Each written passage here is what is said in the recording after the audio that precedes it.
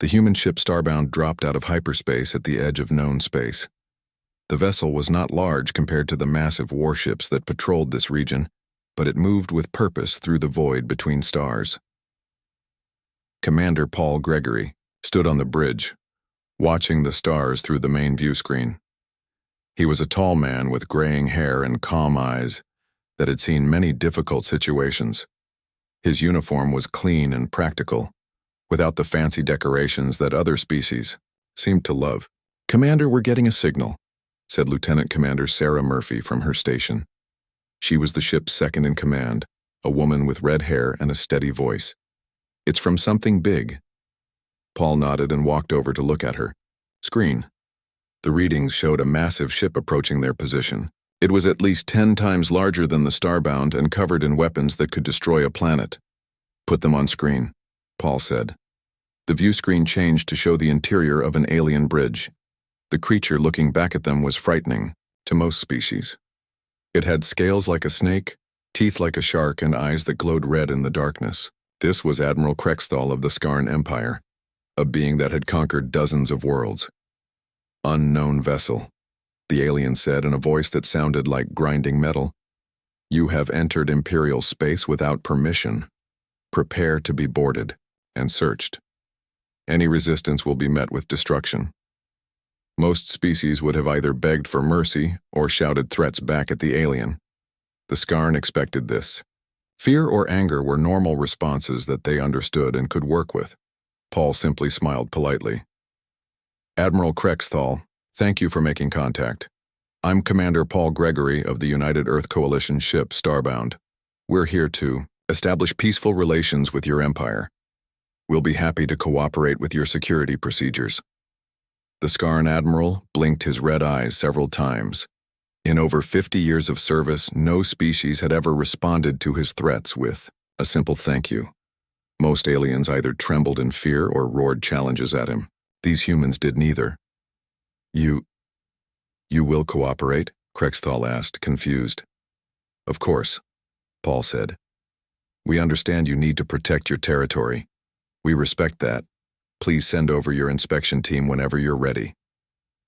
Chief Science Officer Linda Ross stood at her station, watching the exchange with interest. She was a woman in her 40s with brown hair and sharp eyes that missed nothing. She had studied alien cultures for years, preparing for this moment. "Linda," Paul said quietly, "prepare to receive visitors. Make sure the coffee is fresh." Linda nodded and began preparing for the boarding party. This was standard procedure for humans. When someone visited, you offered them food and drink. It was simple politeness. 20 minutes later, a shuttle docked with the Starbound. 6 Skarn soldiers came aboard, their weapons ready and their eyes scanning for threats. They moved like hunters, expecting danger at every turn. Instead, they found humans going about their normal duties. Communications specialist Rick Barnes was at his station, monitoring radio signals from nearby systems. Engineer Tracy Adams was checking system reports on her computer. Security officer Bobby Mitchell stood nearby, but his weapon stayed in its holster. "Welcome aboard," Linda said to the boarding party. "Can I offer you some coffee or tea? We have several varieties." The Skarn soldiers looked at each other with confusion. No species had ever offered them refreshments during a security inspection. Most aliens were too frightened to speak. Tucker, leader of the boarding party, a sergeant with scars across his scaled face, hesitated. We are here to search your ship." "Absolutely," Linda said with a warm smile. "Please feel free to examine anything you need to. Rick here can show you our communication systems. Tracy knows all about our engines. If you have any questions, just ask." The inspection took 2 hours. The Skarn soldiers went through every room and checked every computer. They found exactly what the humans said they would find: scientific equipment, personal belongings, and supplies for a long journey. No hidden weapons, no secret plans, no signs of military preparation.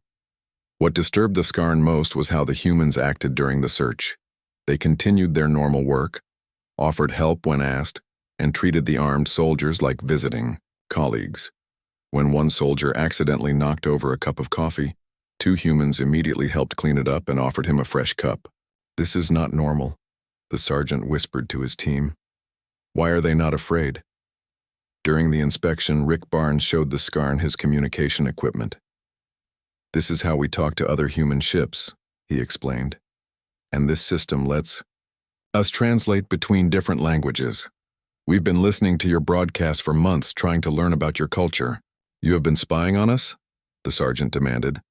Learning about you, Rick corrected gently. We wanted to understand your customs before we made contact. It seemed polite.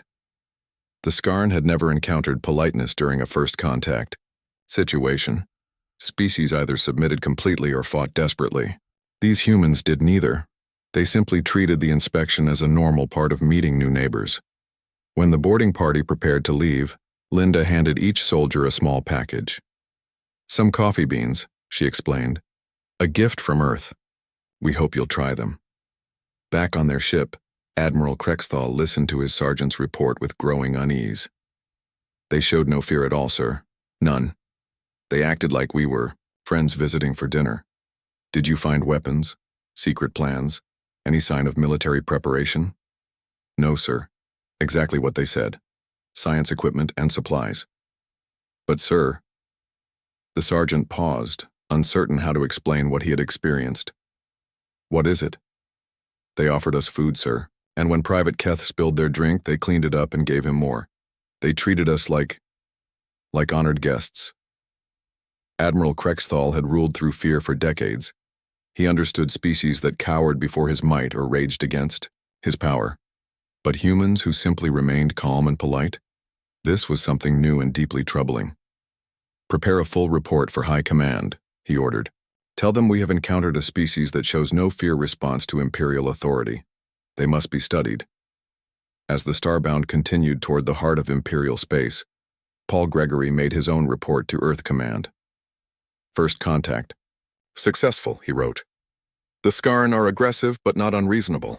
We've been granted safe passage to their capital system. The crew performed admirably. No incidents, no problems. Looking forward to formal diplomatic contact. What Paul did not mention in his report was the confused and worried looks on the Skarn faces as they left his ship. He had seen that expression before in meetings with difficult business partners or hostile government officials. It was the look of someone who had prepared for one kind of conversation and found themselves in something completely different. The Starbound moved deeper into Imperial space, carrying its calm human crew toward a meeting that would change the galaxy forever. The Imperial capital was unlike anything humans had ever seen. Dominion Central stretched across space like a metal city, larger than Earth's moon and covered in towers that reached toward distant stars. Ships moved between the massive structures, like insects around a hive. The Starbound followed its escort ships toward a docking bay that could have held 100 vessels their size. Commander Paul Gregory watched through the viewscreen as they entered the station, noting the weapon emplacements and defensive systems built into every surface. Impressive engineering, said Chief Science Officer Linda Ross, studying the readings on her instruments. This place has been growing for centuries, and every piece of it is designed to make visitors feel small, added cultural analyst Marcus Webb. He was a thin man with dark hair who had spent months studying Imperial customs. Look at those docking procedures. They're making us wait in line behind smaller ships just to establish hierarchy. Diplomatic attaché Helen Carter nodded from her seat near the communications station. She was an older woman with silver hair and patient eyes, chosen for this mission because she could stay calm in any situation. Standard dominance behavior. They want us to understand our place before we even meet their leaders. The docking process took 4 hours longer than necessary. Imperial officials inspected their papers multiple times, checked their credentials, and made them wait in holding areas between each step. It was designed to be frustrating and intimidating. Thus, humans simply waited patiently. Helen read reports on her tablet. Marcus practiced his Imperial language skills with the translation computer. Paul played chess with Linda on a small magnetic board. Are they not concerned about the delay? Asked their Skarn escort, Admiral Krexthal, who had accompanied them to the capital. Why would we be? Paul replied. moving his knight to a new position. We're guests in your territory. You have procedures to follow. We respect that. This calm acceptance confused the Skarn even more. Most species either complained loudly about the delays or tried to bribe officials to speed up the process. The humans did neither. They simply waited with the patience of people who had nowhere else to be. Finally, they were escorted to the Grand Council chamber. The room was enormous, with a ceiling that disappeared into shadows high above. 12 different alien species sat on elevated platforms around the edges, looking down at a small area in the center, where visitors were expected to stand. Ambassador Nancy Phillips led the human delegation into the chamber. She was a woman in her 50s with blonde hair and a calm voice that never seemed to rise above normal conversation level. Behind her walked Helen Carter, Marcus Webb, and Commander Gregory. The chamber was designed to make visitors feel powerless. The elevated seating, the dramatic lighting, and the overwhelming size all worked together to intimidate anyone who entered. Most species found themselves looking up at the council members with fear or awe. The humans simply walked to the center of the room and stood comfortably as if they were in any normal meeting room. Supreme Chancellor Vorth spoke first. He was a being made of living crystal, taller than any human, with a voice that produced sounds designed to make other species submit. When he spoke, his words created harmonic frequencies that affected the nervous systems of most life forms. Lesser beings, he said, his voice booming through the chamber. You stand before the Grand Council of the Galactic Empire. You will state your purpose and submit to imperial judgment. Most species would have fallen to their knees at the sound of that voice. The harmonic frequencies were specifically tuned to trigger submission responses in organic life. Nancy Phillips waited politely for him to finish, then responded in her normal speaking voice. Thank you, Supreme Chancellor Vorth. We're honored to address the Grand Council. I'm Ambassador Nancy Phillips representing the United Earth Coalition. We've come to discuss how humanity might contribute to the broader galactic community. The Bay Council members exchanged looks of surprise through their various forms of communication. Defense Minister Quen, a being made of pure energy that glowed with internal light, attempted to probe the edges of human minds. Her species could read the thoughts and emotions of most life forms, looking for hidden agendas or secret fears. Instead, she found something that disturbed her deeply. The human minds were remarkably organized and calm. There were no hidden military plans, no secret weapons, no concealed hatred or fear. Just genuine curiosity about the Empire and a sincere desire for peaceful cooperation. What do you offer? The Empire? Demanded War Chief Thak, a massive creature with 4 arms and skin like armor plating. Marcus Webb stepped forward with a prepared presentation. We offer our scientific knowledge, particularly in areas of medicine, agriculture, and space exploration. We propose cultural exchange programs that could benefit all Imperial citizens. We also suggest joint exploration missions to uncharted regions of the galaxy. He activated a holographic display that showed detailed plans and proposals. Everything was reasonable, well-researched, and clearly explained. The humans had done their homework, studying Imperial society and finding ways they could genuinely help. These are not demands, noted science advisor Zell, a floating jellyfish-like creature with multiple eyes. You ask for nothing in return? We ask for the opportunity to be good neighbors, Helen Carter replied. In our experience, mutual cooperation benefits everyone involved. We're not looking to conquer territory or dominate other species. We want to learn, to contribute, and to grow together. This answer baffled the Council completely. Every species they had ever encountered wanted something: territory, resources, power, protection, or revenge. The humans seemed to want nothing, except the chance to be helpful. Trade Minister Vex attempted a different approach. What are your military capabilities? How many worlds do you control? What weapons do you possess? We have defensive capabilities sufficient to protect our home system, Paul Gregory answered honestly. We control one world, Earth, though we have colonies in our local star cluster. As for weapons, we have what any spacefaring civilization Needs for protection against pirates and natural hazards. One world? The trade minister's voice showed his disbelief. You come before the Grand Council representing only one world? Earth is our home, Nancy Phillips said simply. It's where our species developed and where our government is based. We're not an empire. We're explorers looking for friends. The concept of a single world government voluntarily seeking diplomatic relations without any leverage or threat was completely alien to imperial thinking. Every species in the empire had either been conquered or had conquered others to earn their place. Chancellor Vorth attempted his dominance display again, increasing the harmonic frequency of his voice to levels that should have caused physical pain in organic beings. You will explain your true purpose or face imperial justice. Nancy Phillips waited patiently for the sound to stop, then continued as if nothing had happened. Our purpose is exactly what we've stated, Chancellor. We believe the galaxy is big, enough for all of us to prosper together. We'd like to be part of that prosperity, contributing what we can and learning from others. Defense Minister Quen probed deeper into human minds, searching for any sign of deception or hidden agenda. What she found terrified her more than any weapon or threat could have. The humans genuinely meant what they said. They really did want nothing more than peaceful cooperation. But more disturbing was her discovery of human psychological resilience. She glimpsed memories of human history. Wars that devastated continents, plagues that killed millions, natural disasters that destroyed entire civilizations.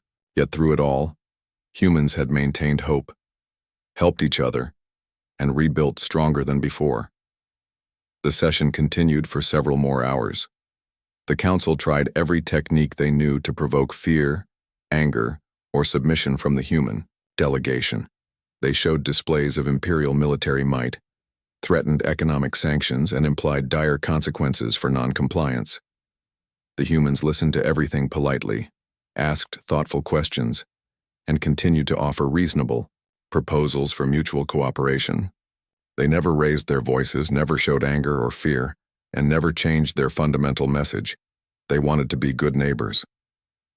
When the session finally ended, the council was more confused than when it began. They had met with hundreds of species over the centuries, but never with beings who seemed genuinely immune to intimidation. What are they? Whispered Science Advisor Zell to Defense Minister Quen. I don't know, Quen replied, her energy form flickering with uncertainty. But they're not like anything we've encountered before. As the human delegation was escorted to their temporary quarters, Nancy Phillips turned to her team. That went well, she said calmly. They're clearly interested in what we have to offer, even if they don't understand our approach yet. Are you concerned about their hostile attitude? Asked Marcus Webb. Nancy smiled. They're not hostile. They're confused. They don't know how to deal with someone who isn't afraid of them. Give them time. They'll figure out that cooperation works better than intimidation.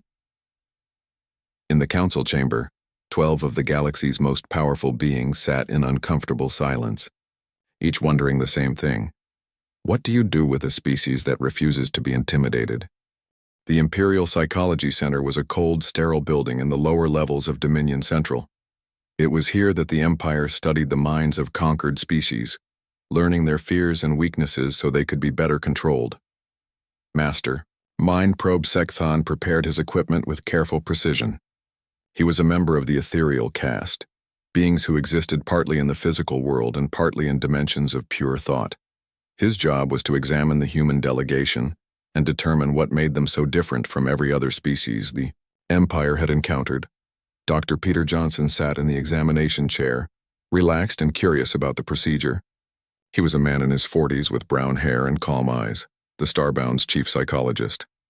He had volunteered to be the primary subject because he understood that fear of the unknown often made these situations worse. This won't hurt, Sekthon assured him, though his voice carried undertones that usually made other beings nervous. I will simply observe your mental processes and emotional responses. I appreciate that, Peter replied with genuine interest. I'm curious about your psychic abilities. How exactly does the mind probe work? The question surprised Sekthon. Most beings were too frightened during evaluation to ask about the technical details. They usually just wanted the examination to be over as quickly as possible. I project my consciousness into your mental space, Sekthon explained, beginning to extend his psychic presence. I can observe your thoughts, memories, and emotional responses to various stimuli. Fascinating, Peter said. Do you experience our thoughts as we do, or is there a translation process? I imagine the differences between species would create interesting challenges for telepathic communication.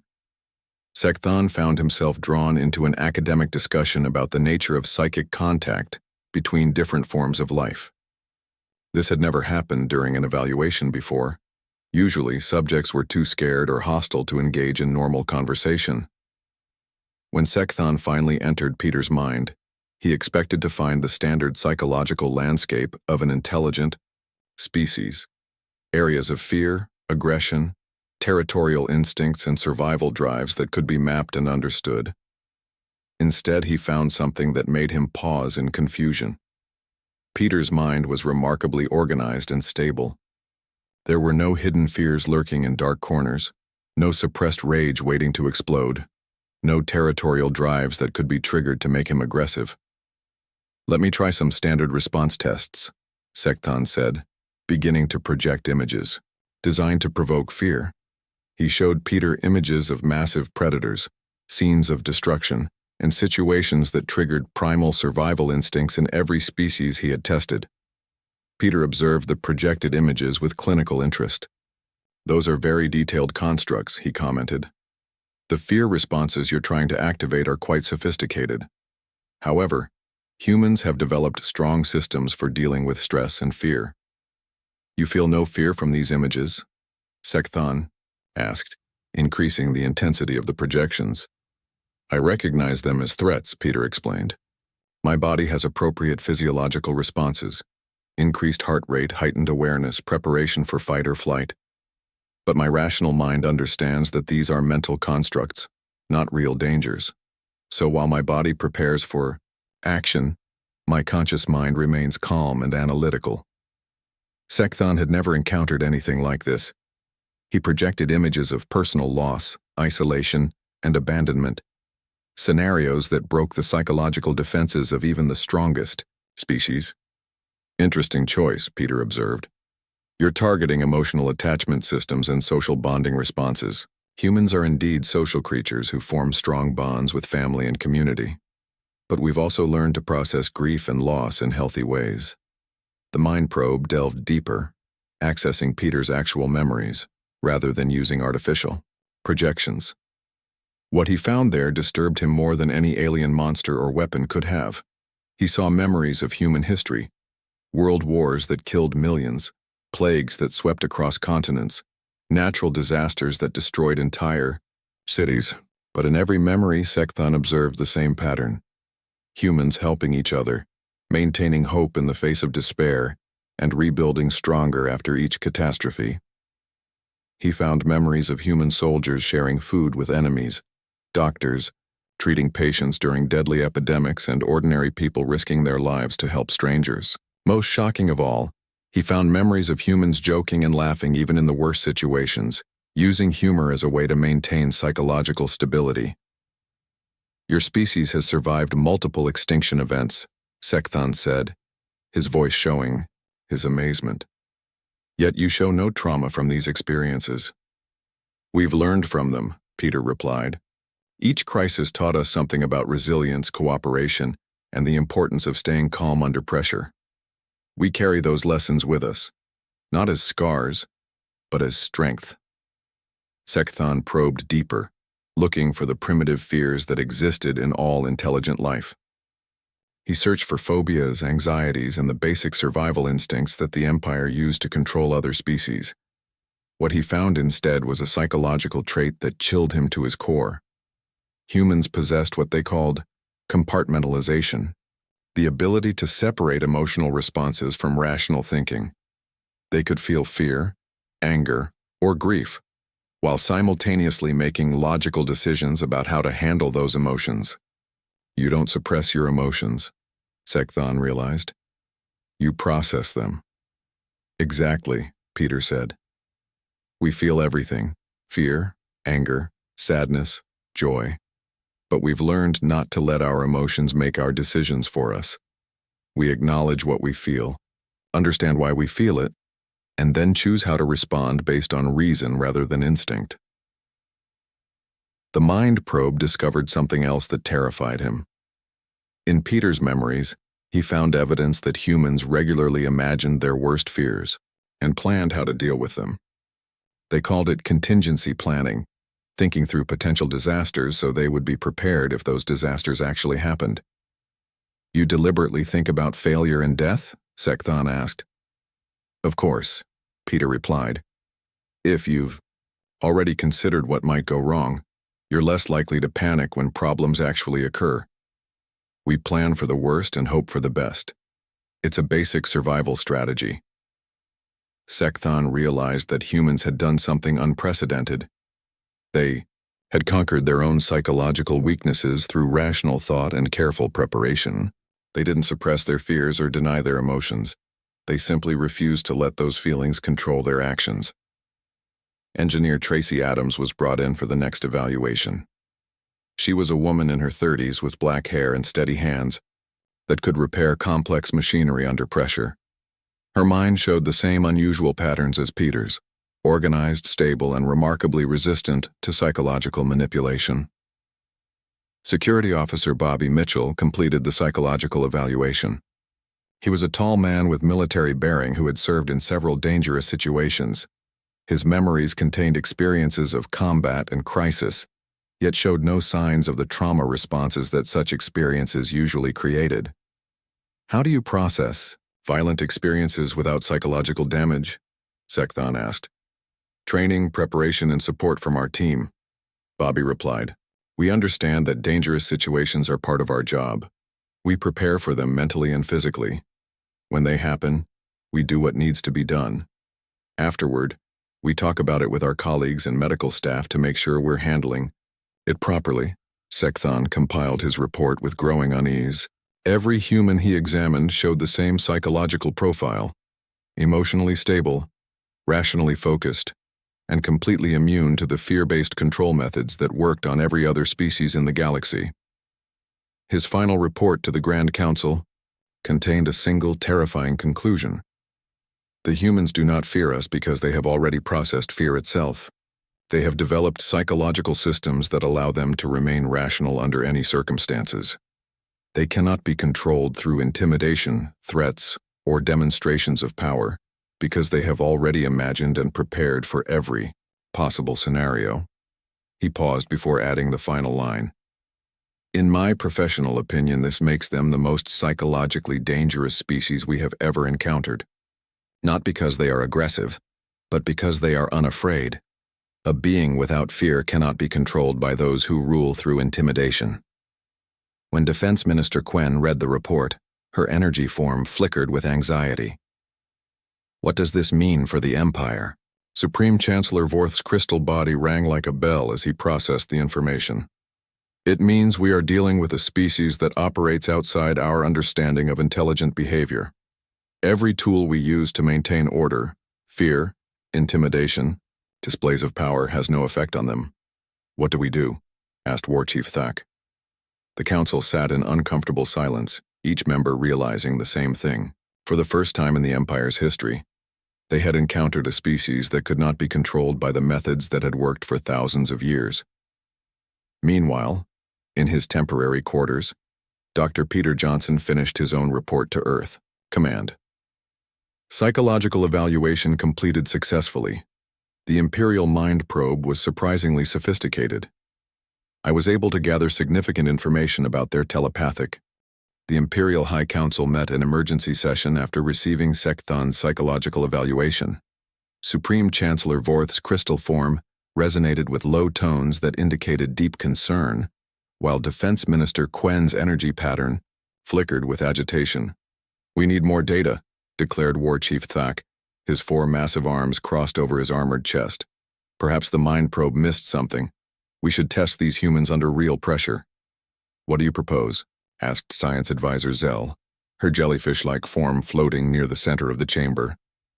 Invite them to observe our military exercises on Keth Secundus. Show them the true power of imperial might. All species crack under sufficient pressure. We just need to find their breaking point. The fortress world of Keth Secundus was the Empire's primary military training facility. It was a planet-sized weapon testing ground where new soldiers learned the art of conquest and captured enemies, provided target practice for various military experiments. Colonel Gary Thompson led the human observer team as they arrived at the military base. He was a man in his 50s with gray hair and sharp eyes that had seen many battlefields. His companions included Major Beth Williams, a combat engineer with steady hands and a calm voice, and Captain Chris Taylor, a young officer with quick reflexes and an analytical mind. Their imperial escort, War Marshal Drextar of the Skarn military, expected the humans to be impressed or frightened by the massive displays of destructive power. The base covered an entire continent, with weapon ranges that could be seen from orbit and training facilities that stretched beyond the horizon. "Welcome to Keth Secundus," Drextar announced, his scaled face showing pride in his voice. "Here, you will witness the true might of Imperial forces. Watch and learn what happens to those who oppose our rule." The first demonstration involved orbital bombardment exercises. Massive Imperial battleships positioned themselves above the planet and unleashed devastating weapons on empty continents. The attacks turned solid rock into molten glass and created craters that could be seen from space. Colonel Thompson watched the display through protective filters, taking notes on his electronic tablet. "Impressive firepower," he commented to Major Williams. "Those look like plasma-based weapons. The energy output must be enormous." "The targeting systems seem quite accurate," Beth Williams replied, studying the precision of the bombardment. "Though I notice they're leaving their orbital platforms exposed to counterattack from surface-based weapons." War Marshal Drextar overheard their conversation and growled with irritation. "You should be awed by our destructive capabilities, not analyzing our tactics." "Why?" asked Captain Taylor with genuine curiosity. "We're military officers. When we see new technology or techniques, we naturally study them to understand how they work. That's how we learn and improve our own methods." The second demonstration was even more brutal. Captured rebels from various conquered worlds were forced to fight each other in gladiatorial combat while Imperial soldiers watched and cheered. The battles were designed to be both entertaining and terrifying, showing what happened to those who resisted Imperial rule. The humans observed the fights with the same professional attention they gave to historical documentaries. Colonel Thompson noted the different fighting styles of various species, while Major Williams sketched the arena's defensive systems in her notebook. When one particularly violent match ended with a prisoner's death, War Marshal Drextar watched the human faces carefully, expecting to see horror, disgust, or fear. Instead, he saw mild disapproval and continued analytical interest. "Does the death of this rebel not disturb you?" he demanded. "It's unfortunate," Colonel Thompson replied calmly. "In our experience, forced combat usually produces poor intelligence about actual military capabilities. The psychological pressure creates artificial variables that don't reflect real battlefield performance. You feel nothing watching this display of imperial justice?" "We feel concerned for the prisoners," Major Williams answered honestly. "And we're interested in your military training methods. But fear? No. We've seen similar things in our own history. We learned that cruelty for its own sake usually indicates weakness rather than strength." The War Marshal was becoming increasingly frustrated with the human responses. Every demonstration that should have inspired terror or awe was met with calm analysis and professional observation. The third test involved psychological warfare techniques. Captured enemies were subjected to interrogation methods designed to break their minds and extract information. The Empire's experts used a combination of physical stress, mental manipulation, and species-specific phobias to destroy psychological resistance. Captain Taylor watched the interrogation procedures with clinical interest. "Those techniques actually reduce information reliability," he commented to his Skarn escort. "Subjects under extreme duress tend to say whatever they think will make the pain stop, regardless of whether it's true." "You question Imperial methods?" the escort officer snarled. I'm comparing them to human research on information extraction, Taylor replied. We've found that building rapport and offering incentives usually produces better intelligence than torture. Stress makes people less reliable, not more cooperative. The final stress test was designed to be the ultimate challenge. Imperial intelligence had arranged for pirates to attack a civilian transport carrying human colonists.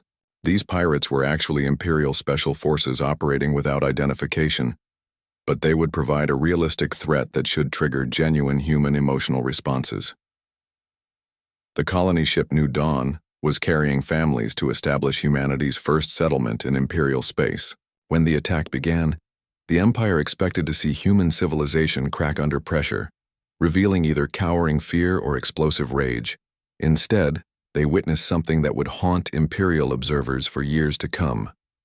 Captain Roger Hayes of the New Dawn received the attack warning with the same calm he would use for routine maintenance alerts. All hands, this is the captain. We have hostile ships approaching.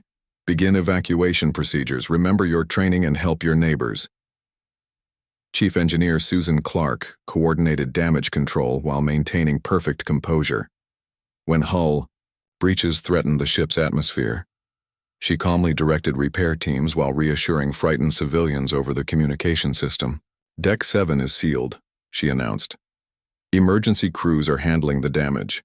Everyone stay calm and follow your assigned evacuation routes. The colonists themselves displayed the same supernatural composure that had become humanity's signature trait.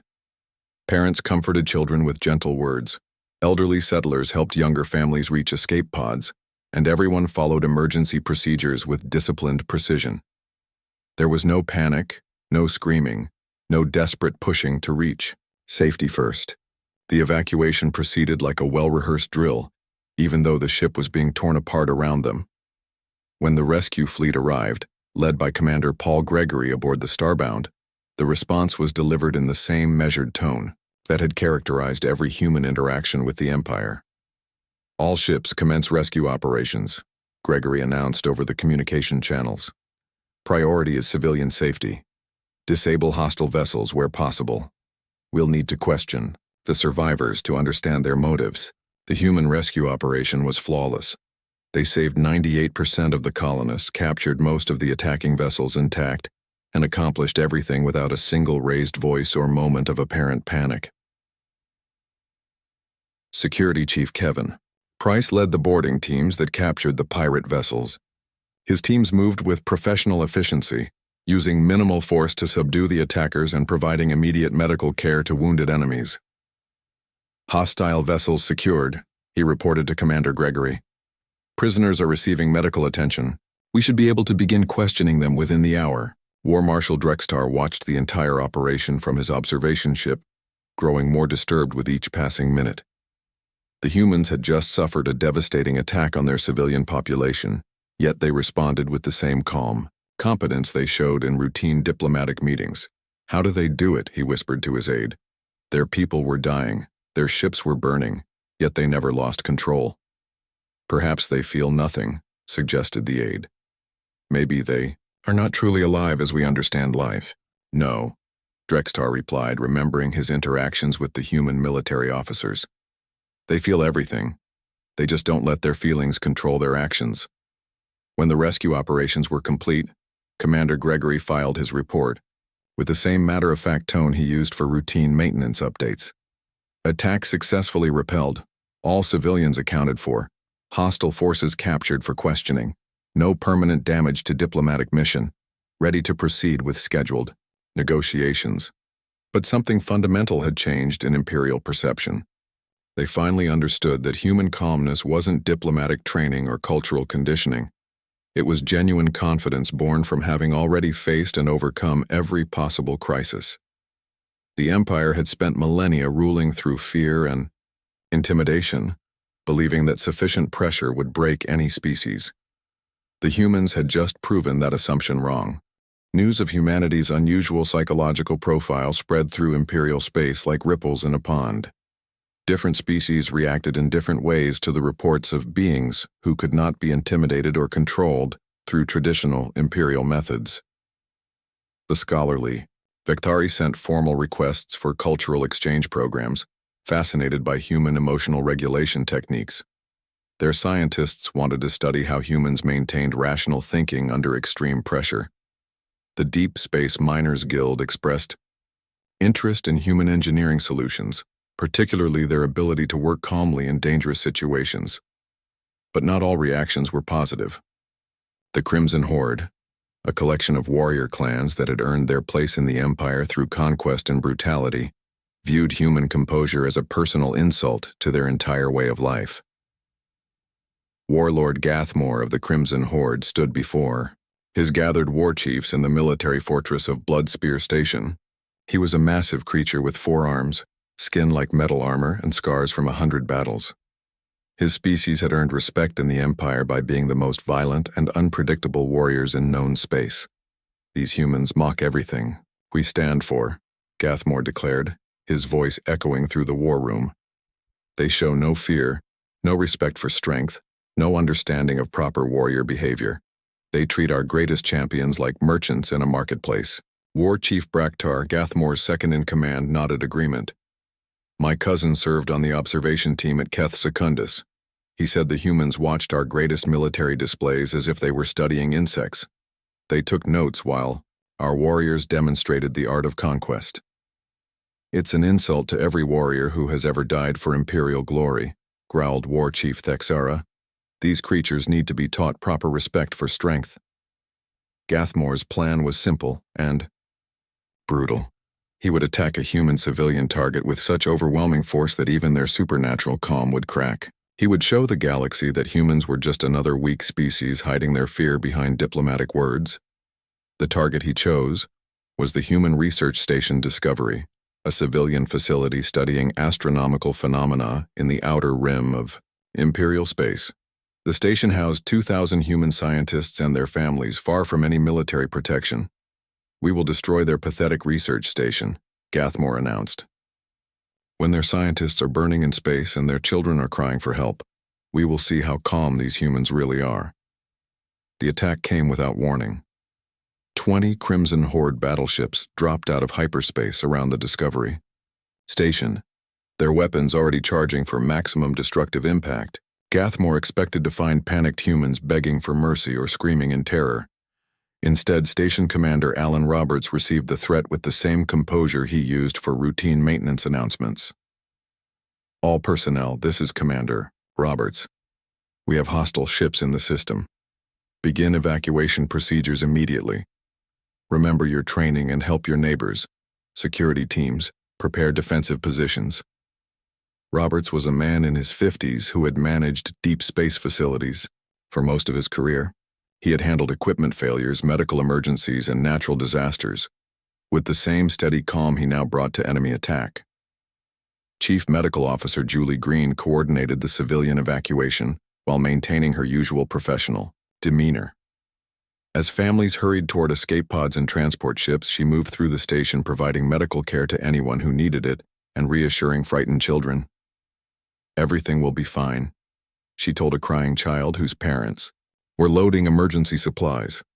The grown-ups know what to do. Just stay with your family and follow the evacuation route. Station Security Chief Roy Davis organized the defense with military precision, but his voice never rose above normal conversation level. He directed his security teams to defensive positions while coordinating with civilian evacuation leaders to ensure everyone reached safety. Team Alpha, secure the main docking bay. Team Beta, protect the civilian evacuation routes. Remember, our job is to buy time for the families to reach safety. Keep your heads clear and do your jobs. The civilian population displayed the same remarkable composure that had become humanity's defining characteristic.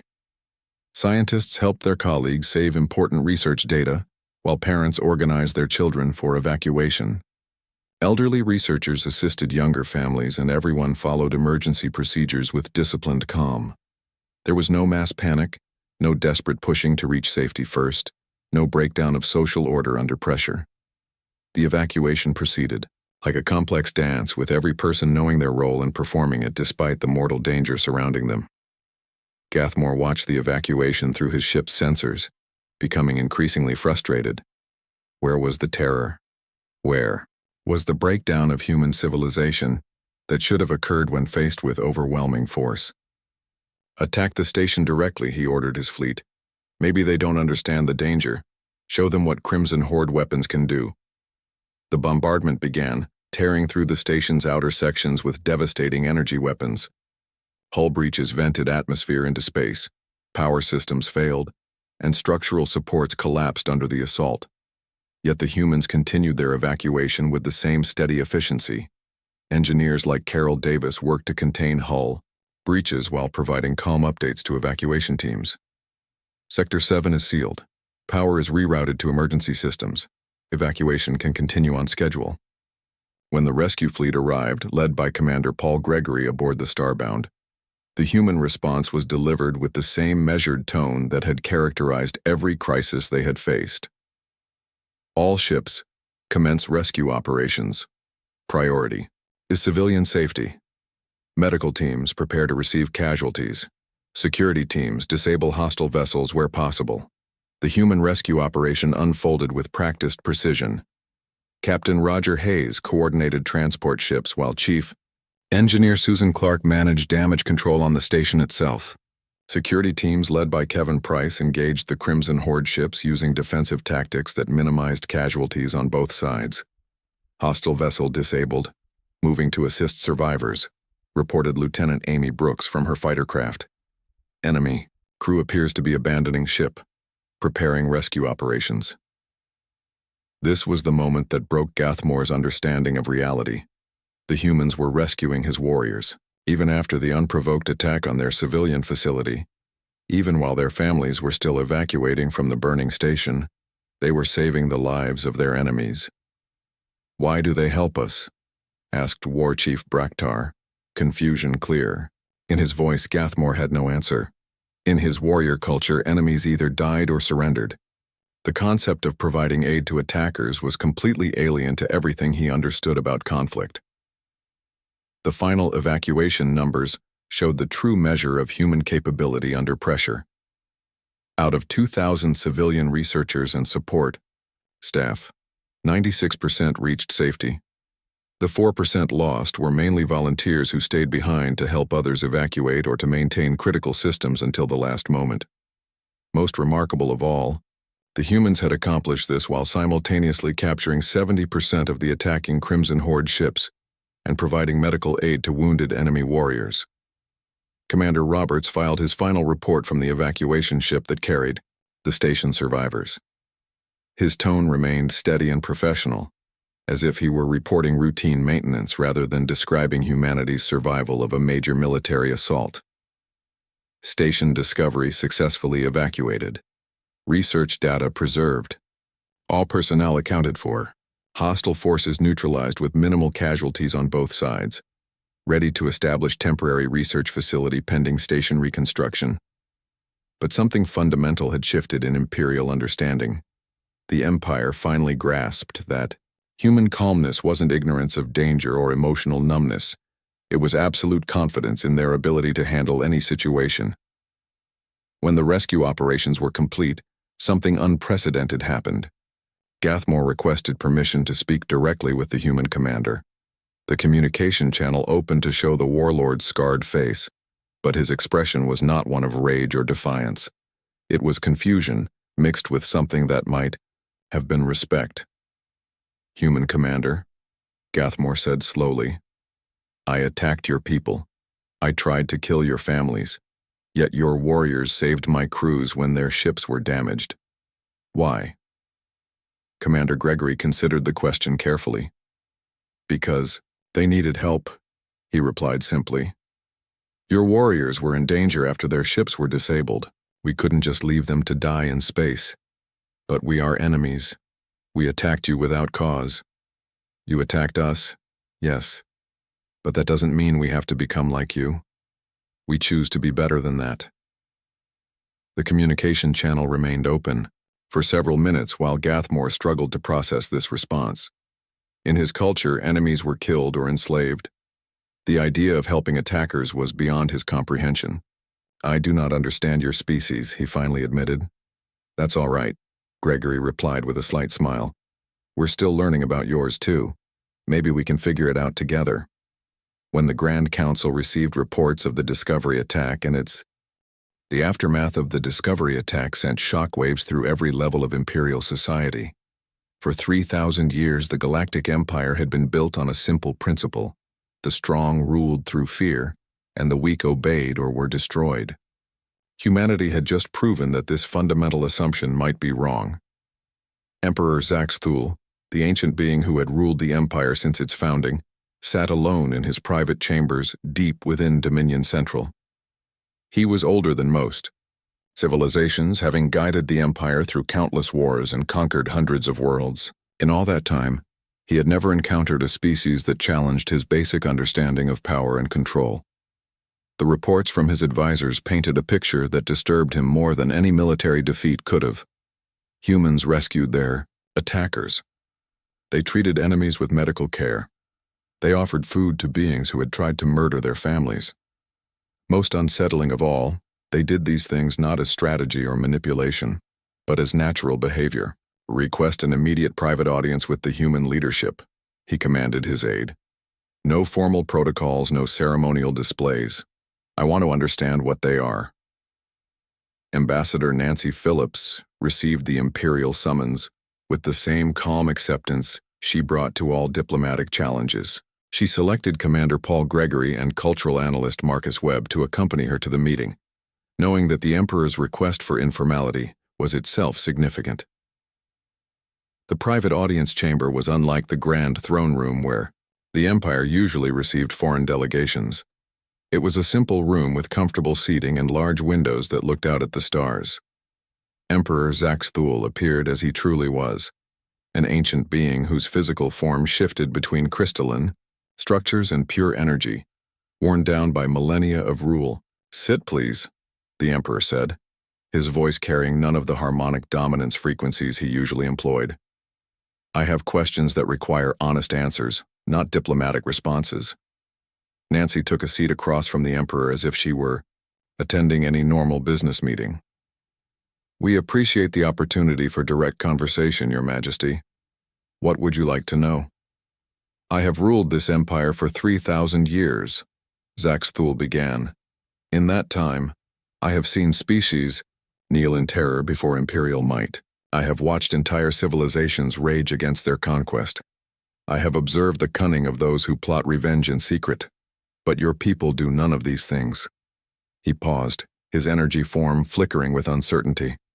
When my forces attack you, you rescue our wounded. When we threaten you, you offer cooperation. When we try to intimidate you, you respond with kindness. I do not understand this behavior. Marcus Webb leaned forward slightly, his academic mind engaging with the philosophical question.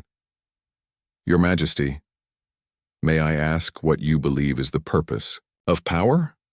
The question surprised Zaxthul. No one had ever asked him to justify the fundamental structure of his empire. Power exists to create order from chaos. The strong must guide the weak, or civilization collapses into anarchy. We agree that civilization requires order, Nancy replied carefully. But we've found that order built on fear tends to be fragile. People only follow rules when they're being watched. True stability comes when people choose to cooperate because they believe it benefits everyone. Commander Gregory added his perspective as a military officer. In human experience, Your Majesty, strength used to intimidate others creates enemies. Strength used to protect others creates allies. We've found that allies are more reliable than subjects who obey only from fear. Emperor Zaxthul's form shifted as he processed this concept. You speak of cooperation as if it were natural. But every species I have encountered seeks advantage over others.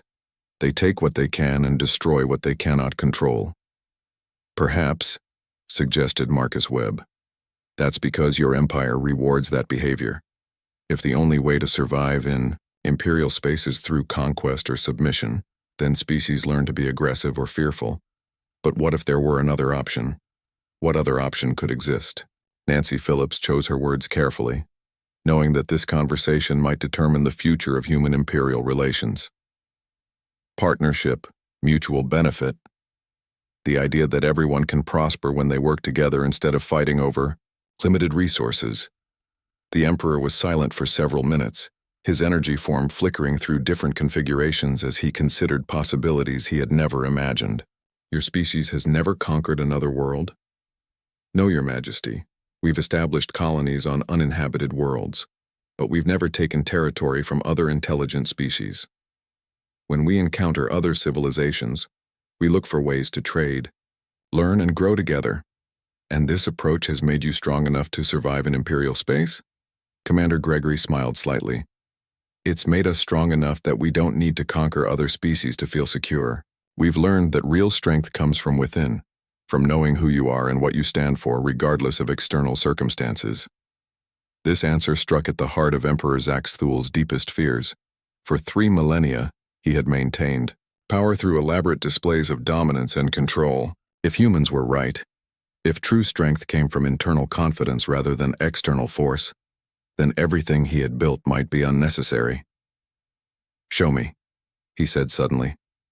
I want to see this cooperation you describe. Take me to one of your facilities. The request was unprecedented.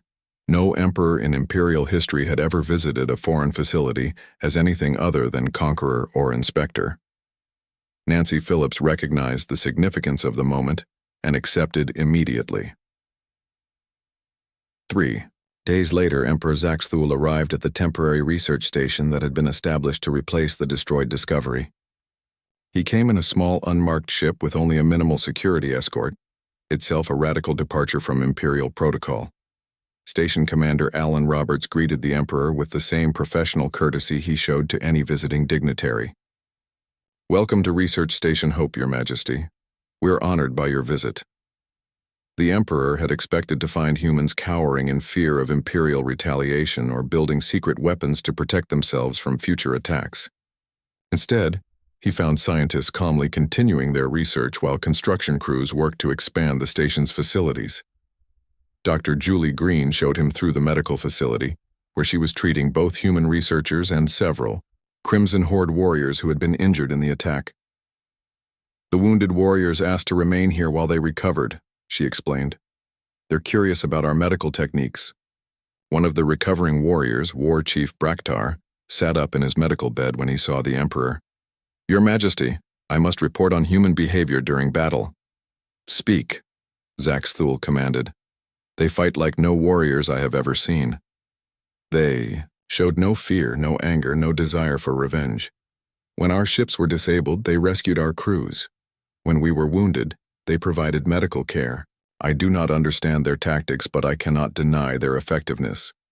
The Emperor moved through the station, observing humans at work. In the research laboratories, scientists collaborated on projects that studied galactic phenomena with no obvious military application. In the construction areas, engineers built facilities designed for long-term scientific research rather than defensive fortification. Most remarkably, he found humans working alongside members of various imperial species who had requested transfers to the research station.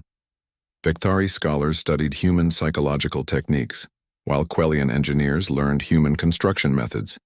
Former enemies were becoming colleagues. Why do they want to work with you? The Emperor asked Dr. Alex Chen, who had been promoted to lead the research station's xenobiology department. Because we offer something different, Chen replied. Most imperial facilities operate on strict hierarchies where species compete for position and resources. Here everyone contributes according to their abilities and shares in the discoveries we make together. The Emperor observed a staff meeting where humans and aliens discussed research projects as equals. There were no dominance displays, no submission, rituals, no evidence of fear-based hierarchy. Decisions were made through discussion and consensus rather than command and obedience. This is not how intelligent species behave, Zaxthul muttered, but his voice carried doubt rather than certainty. Perhaps, suggested Commander Roberts, this is how they behave when they're not afraid of each other. The Emperor's visit concluded with a simple meal in the station's common area. Humans and aliens sat together, sharing food and conversation, without regard for species hierarchy or military rank. Children from various species played together, while their parents discussed work, family, and shared interests. Emperor Zaxthul watched a human child help an injured Crimson Horde warriors. Child reach a toy that had fallen under a table. The human child didn't see an enemy's offspring. She just saw another child who needed help. They really don't see other beings as enemies, the Emperor realized. They see everyone as potential friends, who simply haven't learned to cooperate, yet. When the Emperor returned to Dominion Central, he called an emergency session of the Grand Council. His appearance before the assembled representatives was unlike any in Imperial history. No ceremonial robes,